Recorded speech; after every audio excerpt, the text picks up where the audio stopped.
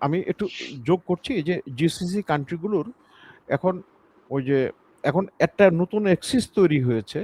Russia, China, হুম, পাকিস্তান, তারপরে Iran, তুরস্ক, Saudi আরব। মোটামুটি এরকম একটা নতুন অ্যালাইনমেন্ট হচ্ছে। তো এই অ্যালাইনমেন্টগুলো সময়ের সাথে সাথে হয় কতটুকু বাস্তবায়িত হবে সেটা বলা মুশকিল।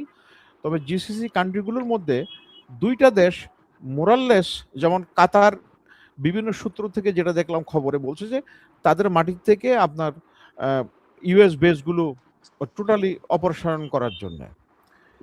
হুম, তো কাতারের বড় গ্যাস ক্ষেত্র যেটা ইরান অর্ধেক আর তারা অর্ধেক।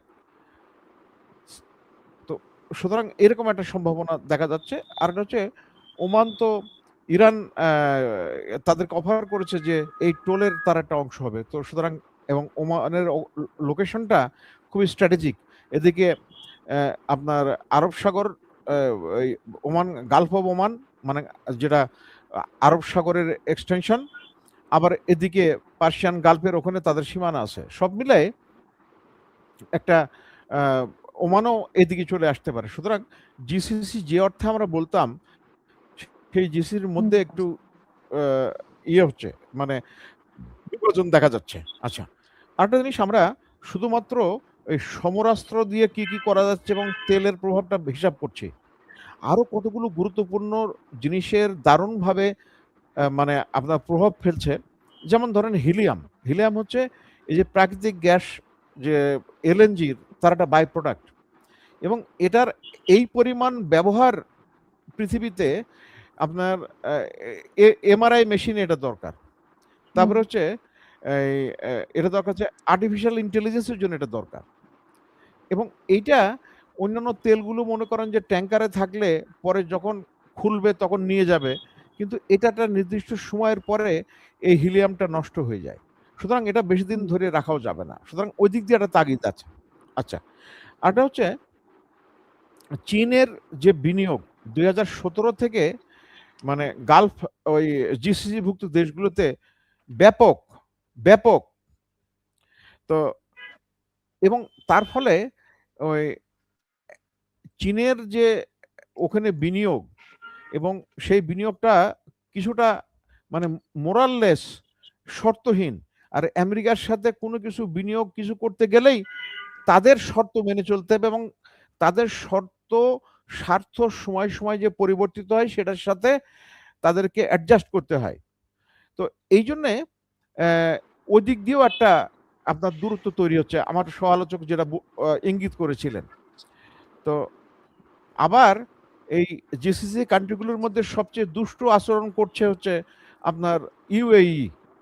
এবং ইউএই হচ্ছে সবচেয়ে বেশি ভালনারেবল অবস্থায় আছে, মানে দুর্বল অবস্থায় আছে ইরানের আক্রমণের, যদি আক্রমণ করে, কারণ এটা সবচেয়ে নিকটস্থ হুম, হুম, হুম, তাদের শর্ট রেঞ্জ মিসাইলের মধ্যে।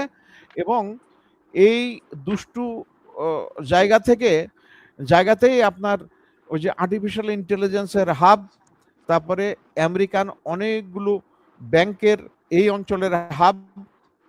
তো এটার হুম, পাশাপাশি আমি আরো কয়েকটা জিনিস আনতে চাই, যেটা কারণে এই যুদ্ধটা বেশি দিন চলাটা খুব কঠিন হয়ে যাবে। সেটা হচ্ছে হুম, ইরানের সাথে, ইরানের হাতে যে বার্গেনিং টুল, তার ভিতরে একটা বড় টুল হচ্ছে হরমুজ প্রণালী। এটা নিয়ে খুব কথা বলছি, কিন্তু আরো যে হুম, বার্গেনিং টুলগুলো আছে, যেমন আপনার আন্ডার সি কেবল। পৃথিবীতে এখন তো আন্ডার সি কেবলের মাধ্যমে পুরা ইন্টারনেট যোগাযোগ ব্যবস্থা। তো সেটা হুম, এই মানে হরমুজ প্রণালী দিয়ে গেছে। আর হচ্ছে বাবল অ্যান্ড মানদেব। বাবুলাল মানদেব এবং হরমুজ প্রণালী ২ টা মিলে যে ধরনের ট্রেড ভলিউম পাস করে, সেটা হুম, হচ্ছে মোর দ্যান 30%। সুতরাং এবং এই বাবুল মানদেবের উপরে ইরানের পরোক্ষ নিয়ন্ত্রণ আছে। হুতিকে বলে দিলেই হবে ওটা বন্ধ করে দাও।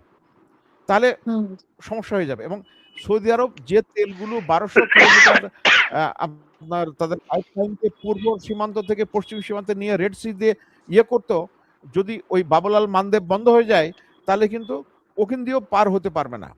সুতরাং ইরানের হুম, হাতে আপনার যথেষ্ট টুল আছে আপনার নিয়ন্ত্রণ হুম, করার। হুম, এটা আর এটা আর আরেকটা জিনিস হচ্ছে আমার ব্যক্তিগত মূল্যায়নে ইরান বা ইসরায়েলের পক্ষে পারমাণবিক অস্ত্র ব্যবহার বাদ দিয়ে আর কোনো টুল দিয়েই ইরানকে কর্নার করা সম্ভব না। আপনি হুম, দেখেন, ইরানের সাথে রাশিয়ার সীমান্ত হচ্ছে কাস্পিয়ান সির যে সাউদার্ন এন্ড, দক্ষিণ প্রান্ত, এবং কাস্পিয়ান সি দিয়ে এবং ইরানের মধ্য দিয়ে যে নর্থ সাউথ করিডোর হওয়ার কথা, ট্রান্সপোর্ট করিডোর, সেই করিডোরের একটা ৩টা দেশ ইনভলভ, জড়িত। এটা হচ্ছে চীন, রাশিয়া এবং ইরান। তো ওই ২টা দেশ চাইবে না যে ইরান তাদের হাতছাড়া হয়ে যাক, কারণ ইরান হাতছাড়া হয়ে গেলে ওই টুলগুলো থাকবে না। আপনি খেয়াল করে দেখেন যে বিভিন্ন চোক পয়েন্টের কারণে, এবং এই চোক পয়েন্টগুলোর নিয়ন্ত্রণ আমেরিকার এবং পশ্চিমা শক্তিগুলোর আছে, কিন্তু এই যে হুম। নতুন